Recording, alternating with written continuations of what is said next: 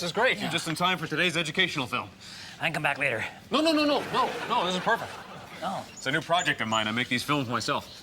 Oh, boy, this isn't you and small animals or anything, is it? No, those aren't for company, no. No, this is a cartoon. Yeah. You know, they have cartoons for adults, you know? Felix the Cat, the Jetsons, that sort of thing. Uh-huh. So you made a cartoon here, have you? Yeah.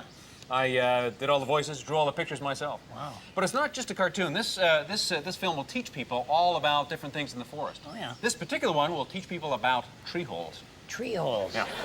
Sounds riveting. Yeah. Here we go.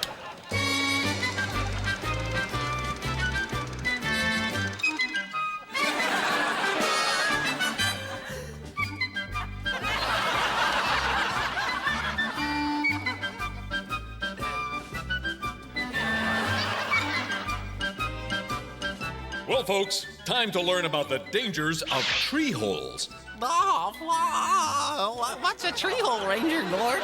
Well, Harold, that's the common name for a hole that is in a tree. But most people don't realize that a tree hole is actually a tree's mouth. Wow. I think you're wrong about that, Gord. You don't usually make a lot of sense, you know. I think you're way out there. Now, this particular kind of tree is called a family tree. It's called that because it can eat a whole family of animals without feeling full. What kind of family, though, right? You have to say what kind of animal family the tree eats. Don't interrupt me. You always bring up points that don't matter, Harold. Have some respect for my presentation. Oh, sorry, Gord. Sorry. Please forgive me. If it weren't for you, I'd be wallowing in ignorance forever. All of us would be. Well, that's so true. So listen up. Remember, folks, that it's never safe to put anything in a tree's mouth. Well, luckily this tree is fast asleep, or it would have tasted little Harold as soon as I shoved him in there. And it would have bit him right in half. Gord, what you're saying is not very logical. Maybe I can help you out here. Well, what did you see in the tree's mouth, little Harold? Bees. That's right. This type of family tree loves to eat bees. Now, let's wake up the tree and tease it. That way we'll get an idea of how the family tree hunts for food.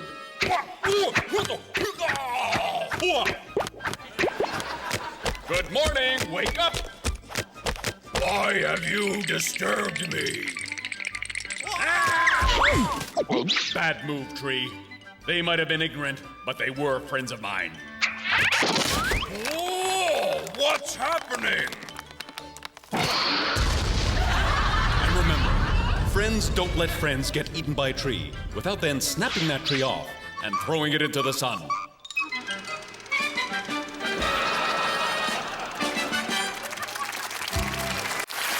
Oh, hi, folks. Well, this is the part of the show that everybody looks forward to.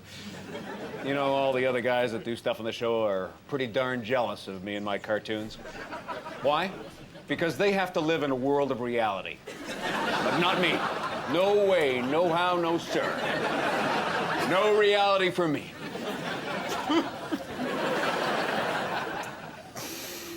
Sorry. Anyway, today's cartoon is all about signs in the forest. And as usual, I've done everything on the production.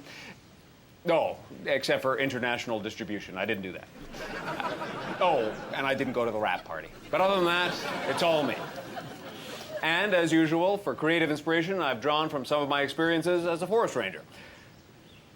Actually, all of my experiences as a forest ranger. Except for that one summer when I ate those mushrooms. Oh, mercy. Oh, anyway. I hope you enjoy it, I hope you learn from it, and I hope women see it and go berserk and come up to my tower and we can fool around. Oh, but don't come at night. I don't have any lights and, well, can't play checkers at night, huh? Anyway, here we go.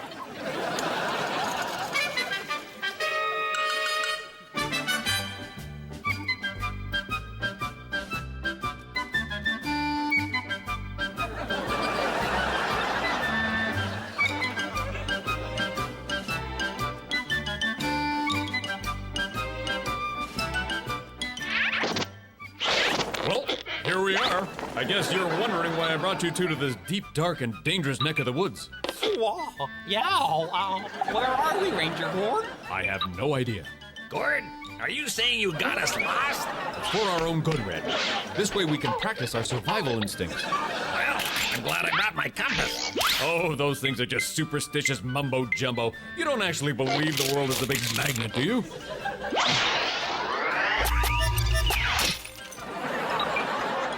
If you find yourself lost in the woods, the best course of action is to ask the spirits of the forest for guidance. How do we do that? We're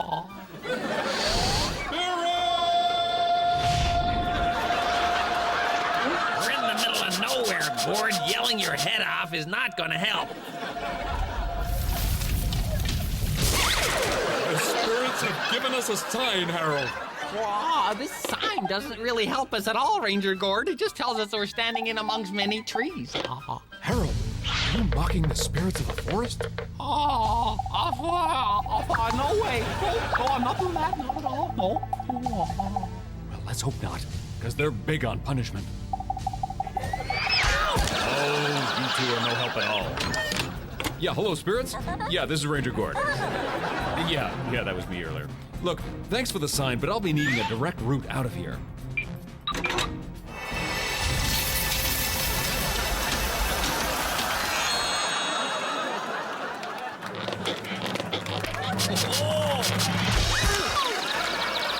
Fantastic. Forest spirits can be awfully generous sometimes, folks. But don't always expect the red carpet treatment, though. Those two certainly didn't.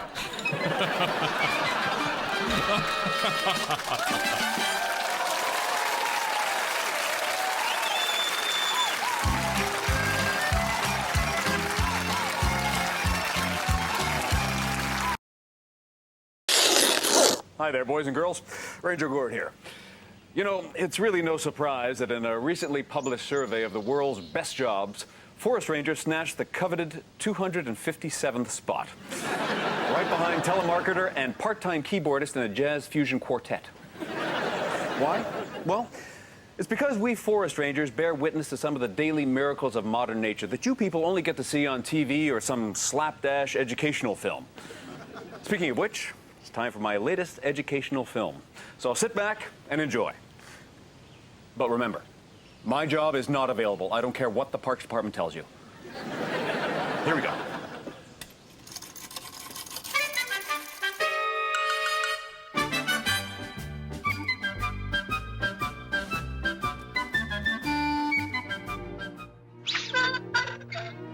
Hey everyone, today I'm going to teach every man, woman, and child the only sure way to determine if autumn is about to arrive. The leaves change color. Oh, kids go back to school? Air gets a bit nippy. You're both idiots. In fact, the only way to truly know is to observe Flying Squirrel Day. Not unlike Groundhog Day in the spring, Flying Squirrel Day is the day the flying squirrel emerges from his hole to see... I know. To see its shadow? Close, Harold. To see the ghost of matinee idol Tony Curtis. I don't think Tony Curtis is dead, Gord. Don't interrupt the lore. Then, when the squirrel spots Mr. Curtis, he goes to nest in the winter in his thick, lustrous head of hair. Doesn't Tony Curtis wear a toupee? Oh. Well, enough backstory. Let's get started. The first thing we need to do is to rouse the flying squirrel. Gentlemen, shake this tree. Oh, look at that. My badminton shuttlecock. My bicycle. Oh, my anvil. There's no squirrel in this tree, Gord. I know that. I just needed some help getting a few things down. Actually, the only way to stir the flying squirrel is with a mighty blast of this horn.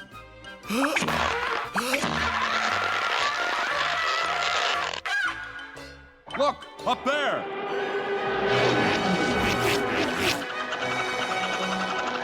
Looks like we've summoned an entire squadron. Oh no! Run, Harold! They think you're matinee idol Tony Curtis. Well, that's gotta be a first. We need to distract them, Red. Do you see any nuts? Nothing but. This is no time for levity, man. Scrounge! Scrounge!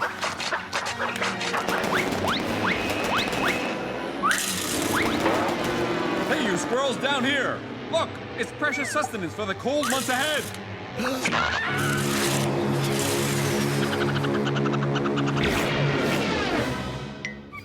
Well, it looks like it's going to be an early autumn after all. So from all of us to all of you, have a nice fall.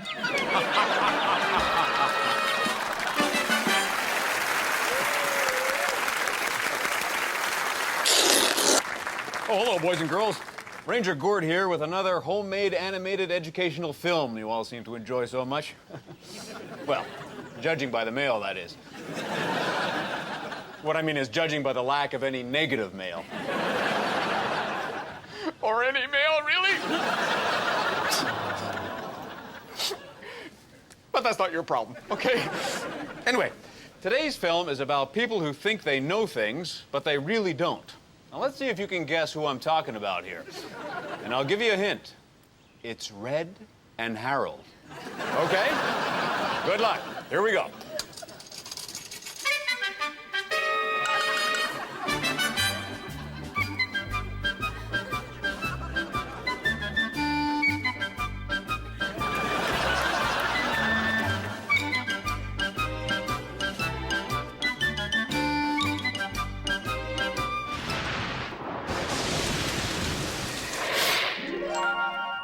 Ranger Gord, Uncle Red, look at the beautiful rainbow.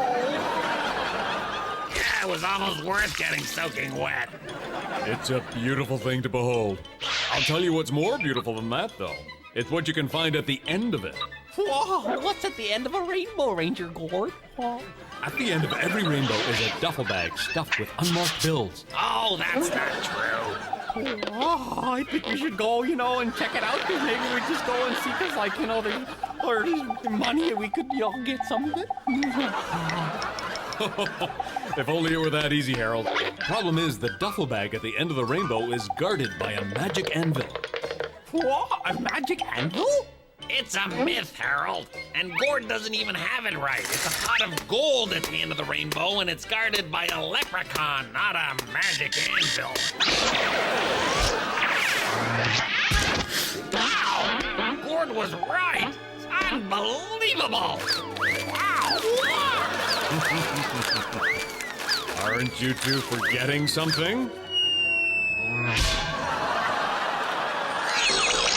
Well, I think you two have had enough fun for one day. So don't be like Harold and Red, folks. The money at the end of the rainbow can't buy you happiness. It can only drop a magic anvil on your head.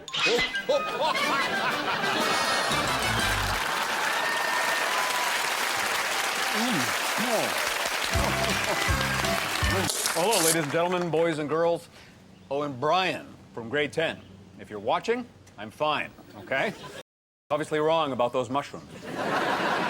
Anyway, today's educational animated film is very special. It's all about prejudice and believing in yourself with just a touch of violence that the young people today seem to enjoy so much. So watch, enjoy, and learn. Okay? Here we go.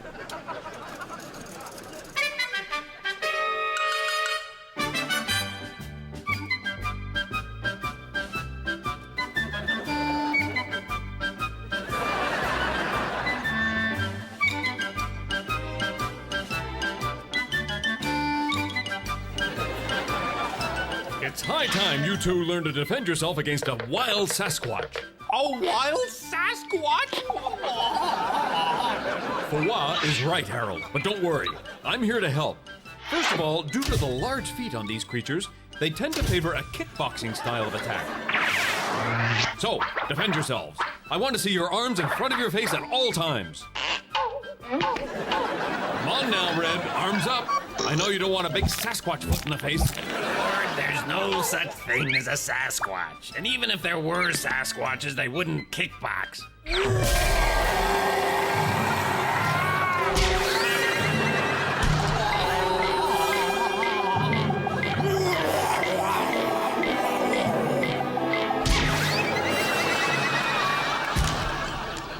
How was that, Gord? Huh? Did I seem wild enough? Huh? Oh, yeah. Yeah, you seem wild, all right. You just came in a little early is all. I wasn't quite finished the lesson. Oh, sorry about that, Gord.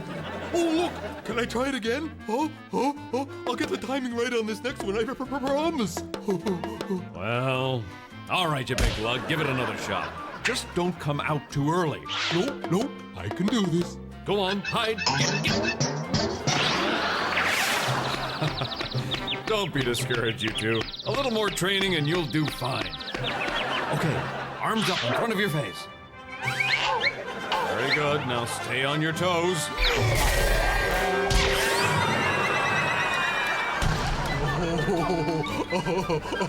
Sorry about that. Well, don't beat yourself up about it, though. It just goes to show you that you can't teach an old Sasquatch new tricks. Hey. Oh.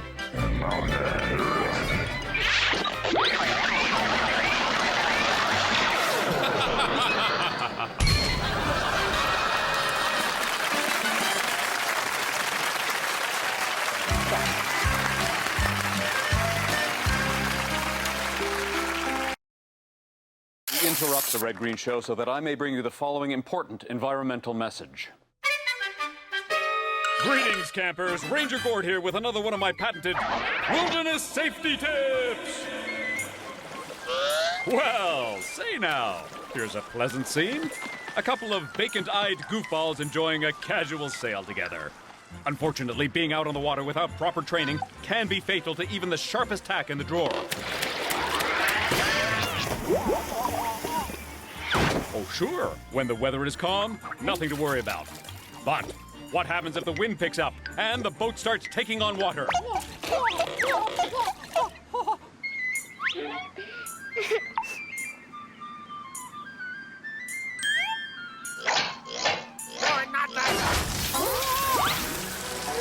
And, well, perhaps the bailer gets flung overboard. And what if you don't have enough life jackets?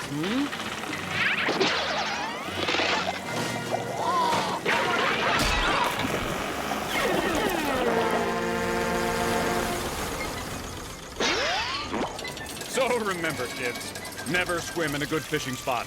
It's just common sense, isn't it? Oh! Well, hey there, boys and girls. I'm just about set with a brand new animated film. Hey, you know, I think my drawings and characterizations are getting better and better all the time, don't you? Heck, if you do, why don't you write a letter to your local TV station and tell them? You know, you might want to go as far as to say that Ranger Gord's animated films are by far the best part of the Red Green Show and should be a separate and better show all on their own. Remember, only you can write a letter like that. I apparently can't write a letter like that to a TV station because they always call me and say they recognize my handwriting. Anyway, I'm just about set here. Remember, be real. It's not necessary that you say the rest of the Red Green Show sucks, unless you really want to. Okay, here we go. Here's your favorite part of the show.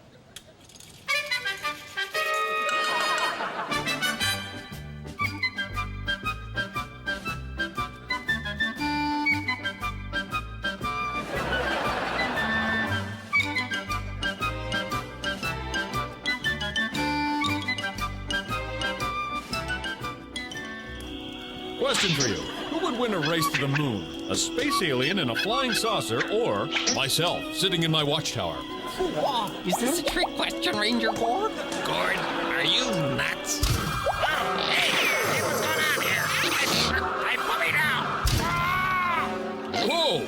What are the chances of that happening? Time for math, Harold. To the watchtower!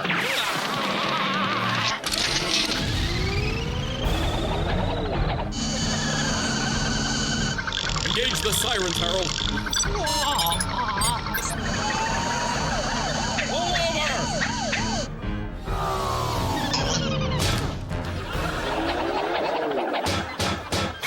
You realize how fast you were going?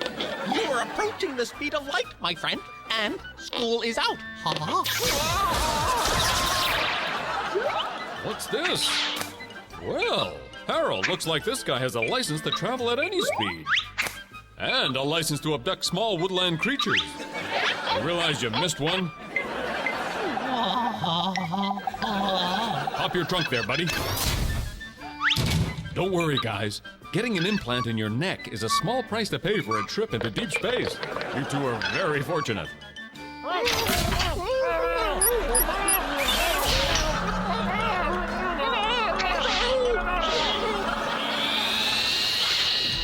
You know, folks, I just assumed that alien was doing something wrong, and that's not right.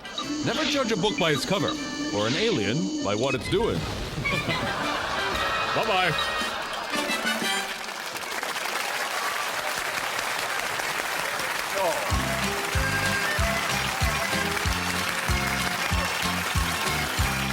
Ladies and gentlemen, we interrupt the Red Green Show so that I may bring you the following important environmental message. Greetings, campers. Ranger Gord here with another one of my patented wilderness safety tips. Hey now, here's a pleasant scene. A couple of backwood donut brains having some fun on the diving board. However, what they might not understand is the dangerous nature of this sport of diving if taken to its extreme level.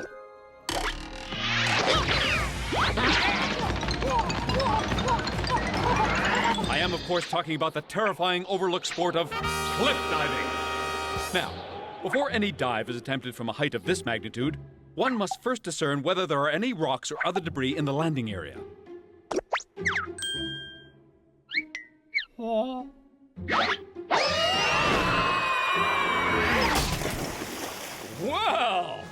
Woo-hoo, it's a good thing Harold pointed out the danger down there for us, eh, Red?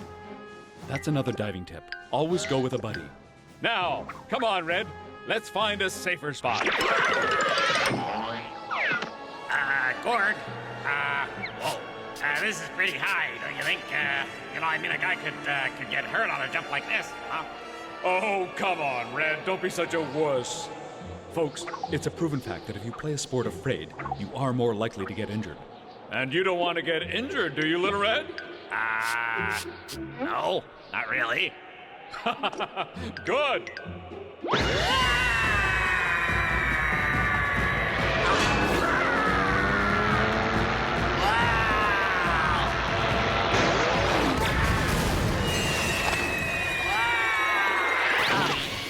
So remember, kids, never take a ride on the wing of a plane unless properly licensed to do so.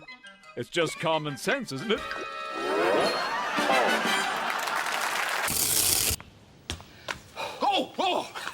Red Green, welcome. You are welcome here, sir. Listen, can I bounce something off you? It's not an animal, is it? No, please. Yeah. I'm thinking of installing fire alarms in all the trees. That way, if there's ever a fire, the animals themselves would have the power to save their own homes.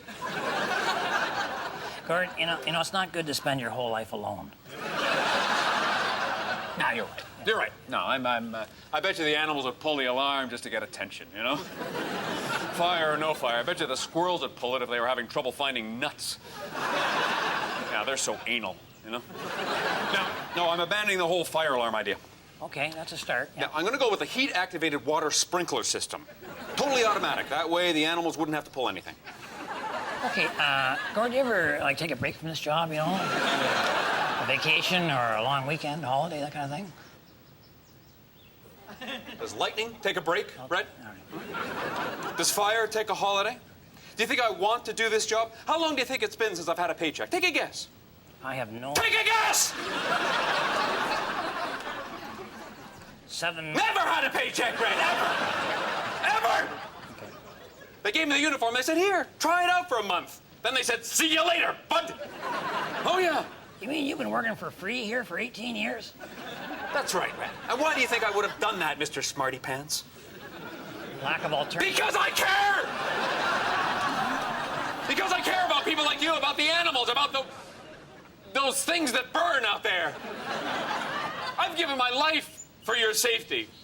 And now all I ask for is some lousy water sprinklers, and all you can tell me is no. No. I know. I'm just saying not right. Gord, I want you to come back with me now, and I want you to be with people for a little while, all right? Yeah. No, I can't, Red. I'm sorry, I can't. It's coming into the dry season, and I've got a lot of canned corn left. Only a few years left before it's expiring. No, as much as I'd like to go with you, I can't. I can't leave the tar. Not for anything. Not for you, not for anything. Really, because Bernice has lined up a girl she'd like you to meet. Really? What's she like? Well, she's real. Good enough.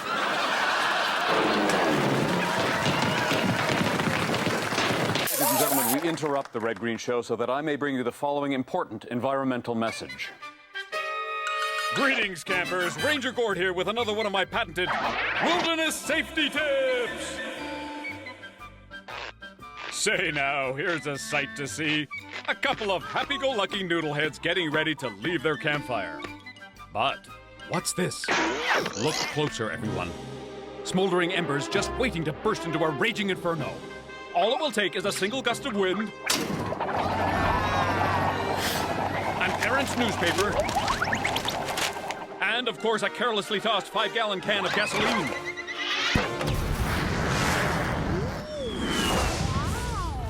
Fortunately, these two were smart. They're wearing flame-retardant clothing, perfect for smothering the flames. Whoa, well, that's flannel, Ranger Gord. Flannel! Whoops! Good thing I brought this bucket of sand.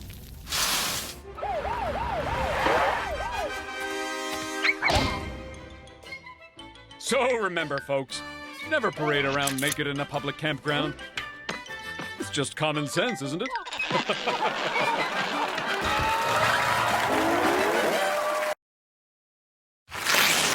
All right, Red Green. Yeah. Quelle surprise. Well, it can't be that big a surprise. I just got out of the van a minute ago. Yeah, but I mean, who knew you'd make it up the stairs on the same day? You okay here, Gordon? Oh, very busy. Hectic. Things are nuts around here. Nuts. That would have been my guess. Just finished my newest educational feature. Could be my best work yet. Oh, yeah, you still drawing all the pictures yourself, making all the voices yourself? No, I decided I was spending too much time alone, so I brought in some other people to help me with the work. Oh, really? No, I'm just kidding. Milkweed? Oh, thank you.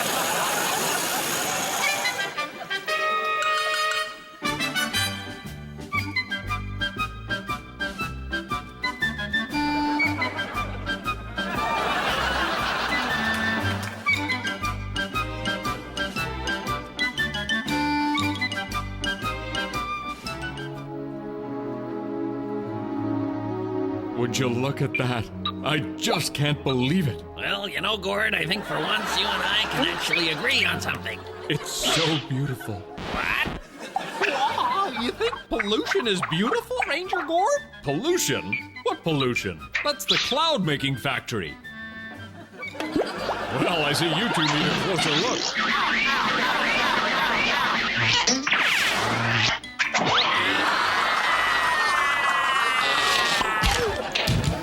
Hey, where did you two come from? You need the permit to be in here, you know. It's okay, ladies. They're with me. Ranger Gord! I'm just giving these two numbskulls a quick tour of your wonderful factory. As a matter of fact, the tour is so quick that it's now over. Oh, Ranger Gord, would you let us send you up in a cloud? It would be our pleasure. Oh, please, please, Ranger Gord. We just finished a real nice one. Well, that sounds swell, doesn't it, boys?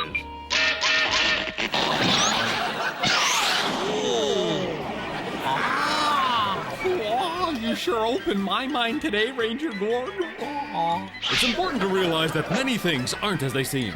For example, we're a lot higher off the ground than you might think. If we fell from this cloud, we wouldn't hit the ground for a full 2 minutes. We're not that high up, Gord.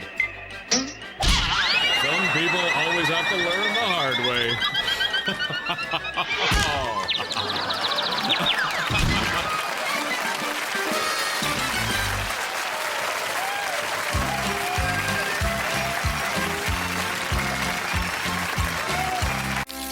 Oh, hi, everybody. Ranger Gord here with another one of my animated educational shorts. Now, this particular one is all about pollution. And more specifically, I'm against it.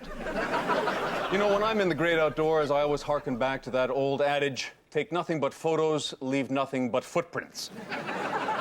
Unless, of course, you're out there doing something weird, in which case those things will be used against you as evidence later on. Seriously. Anyway, enjoy the film.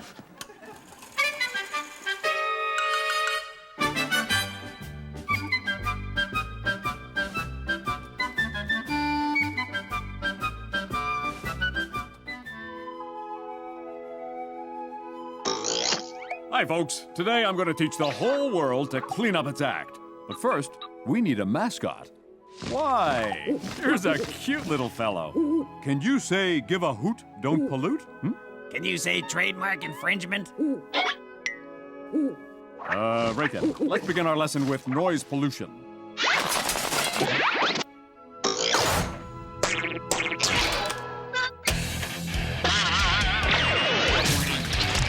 Now, obviously, we can't have this kind of noise in the woods. It's impolite, irresponsible, and incredibly dangerous. So is the music! And here comes the hibernating bear we just woke up to finish the job. What do we do, Gord? I know. Why don't you take this motorcycle to safety? Good idea. Hey, sweet ride. Yeah, sweet nitrous oxide ride, you mean? Greenhouse gases are a constant threat to us all. But fortunately, you can't do too much damage with a potato in your tailpipe.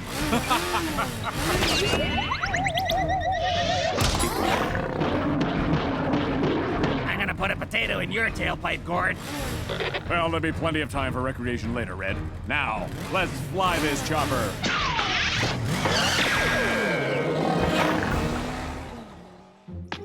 I can't believe you're making us pick up litter in the dark. The pollution solution is a 24/7 job, Red. Now you know what I go through every day. It's amazing how much garbage people leave around a campsite. Actually, it's not a campsite at all, Harold. You've been cleaning my place for the past hour. This isn't your apartment, Gord. You're right. Whose place is this?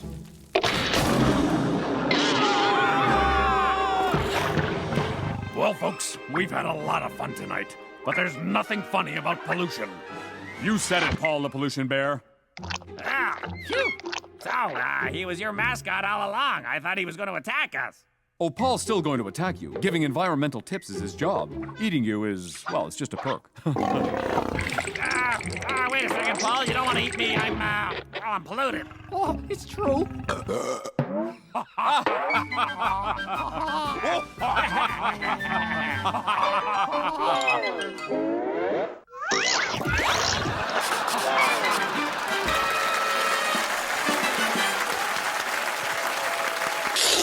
Hi, everybody. Ranger Gord here.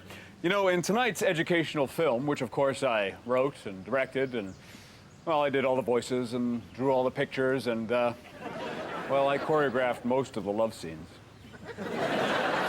Tonight's episode is all about teaching you how to talk to the animals. I like to call this episode Ranger Doolittle, which is, of course, just a catchy name for this film, and not any kind of an indication of what I do up here on a regular basis, okay? Really, it's not. So, anyway, that's the end of the introduction portion of the presentation. Now we move on to the next portion of the presentation, which is, of course, the middle part of the presentation, which comes right after the introduction and, of course, just before the ending. Here we go.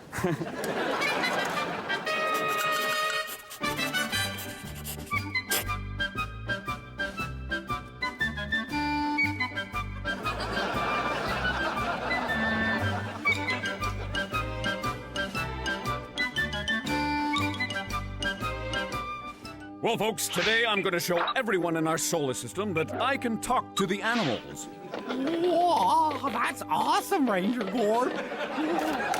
Yes, it is, Harold. Have either of you ever talked to animals? I haven't personally, no. I speak to a jackass every once in a while, you know.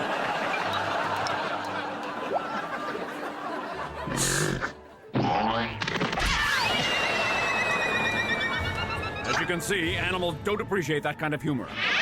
This is a moose, Harold. Why don't you try talking to it? All right. Hello. My name is Harold. What's your name?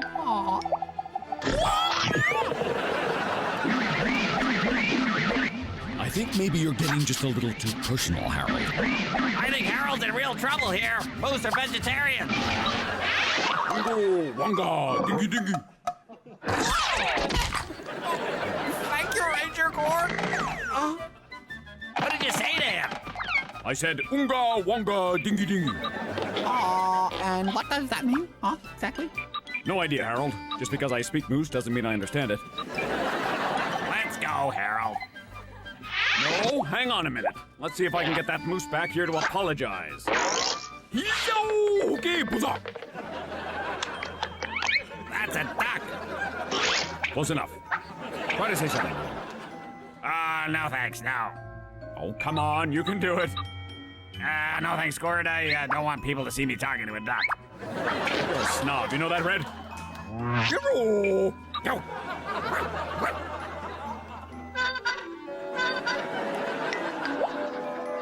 All right, I'll give it a shot here. So, Duck, how would you describe Ranger Gord? Quack.